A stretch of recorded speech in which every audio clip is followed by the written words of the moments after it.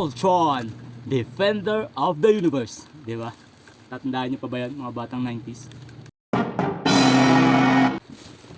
Good morning mga tropa. Kagigising lang natin. Mag-unbox tayo. So, laruan to mga tropa na in-order ko din sa mga kapwa reseller natin. So, unbox natin. Papakita ko sa inyo kung ano yung mga item na nabili ko. Tapos, ibebenta ko rin. Karamihan sa mga reseller, ganito yung ginagawa. It's either may kinukuhanan silang bultuhan or may mga kapwa reseller silang binibilhan. Bibilin mo sa gantong halaga, tapos ibebenta mo, syempre, sa mas malaking halaga. Ulan pa rin ang ulan mga tropa. Ilang araw nang walang tigil yung ulan. Kaya yung pagbabike natin walang magandang video. Kasi hindi naman waterproof yung camera natin. Kaya ang iksi na lang ng video natin. Grabe, balot na balot. The moment of truth, isa-isahin natin. Papakita ko sa inyo. Itong mga nabili ko, medyo pricey. Pero para sa akin kasi alam ko mabibenta ko to. Ano, handa na ba kayo? Tara, isahin na natin yung mga binili ko sa kapwa ko reseller.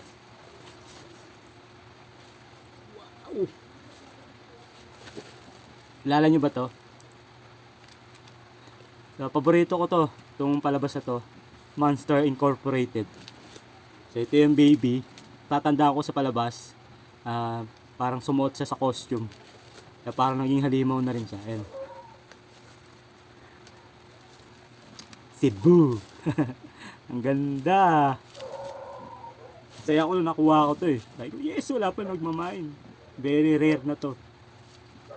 Unang item natin. Quality agad. Pangalawa, yung kontrabida. Hindi ko lang alam kung working pa. Try natin. Wala na. Malambot na. So ito oh.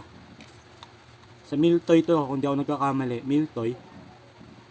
Pero very rare na to. Good condition pa siya, kaso not working na yung ano niya. Yung kamay niya at saka paa.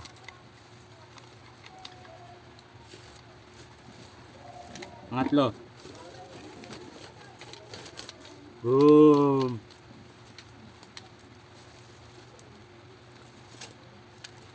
Ganda pa naman siya. Pero not working na rin. Hindi na rin gumagana yung kamay niya. Pan-display na lang siya pero quality pa rin. Nabili ko ito set na, 3. Yan oh. Pero bebenta natin ito ng per piece. Kasi para sa akin mabibenta ko to per piece. So yun yung una nating item. Ano pa ba?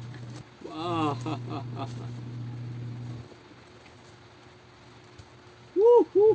Ito pangalawang item, set din to, nabili ko. Ito vintage na to, X-Men. Hindi ako nagkakamali, ito ay Toy Biz. Alam, may kulang pala to sa likod, hindi ko alam. So, titingnan ko kung ano yung nawawala.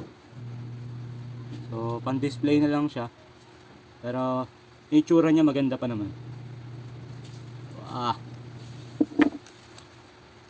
Boom! Ano mo naman? Tapos ito pa. Boom. Pero I will make sure nakikita tayo syempre. Kaya ka nga ng business para kumita. Hindi magpalugi or pumantay lang dun sa puhunan. Next. Another vintage. Si Wolverine. Saka si Sabretooth. Sa itsura pa lang masabi mo vintage di ba? Hindi siya very realistic ang itsura. Pero syempre, vintage na. Kaya I expect na mabibenta ko to. Ganda! May humabol pa. Si Trunks ng Dragon Ball Z. Humabolan to eh. Ang angas kasi ng pagkakaporma niya, nakatagilid pa. Kaya binili ko. Ang ganda. Okay, ito na. Ito na talaga. Boom! So kulang ng paa. Putol. Ito ay Voltron. Ganda. Ang laki pala niya. Akala ko maliit lang. Yan oh. Laki. Dalawa to eh. Assemble natin. Yun oh. Boom. Voltron, Defender of the Universe. Diba? Tatandaan nyo pa ba yan, mga batang 90s? Angas. Ang laki pala nitong isa. Ang laki. Ayun lang mga tropa. Yan ang buhay ng mga reseller. So buy and sell. Sabi ko nga kanina, mga item na to medyo pricey. Pero feeling ko kasi mabibenta ko siya. Kaya sumugal tayo. So ngayon, since dumating na siya, at syempre gusto nating mabawi yung ginastos natin o kumita, bibenta ko agad siya. Popost ko ngayon siya sa page natin, mga binibenta ni Tonton. So kung may nagustuhan kayo sa mga item na pinakita ko, bisitahin nyo lang yung page ko, mga binibenta ni Tonton. So paano? Popost ko na to para maging pera. Buti pa si Tonton. Peace. Bye bye.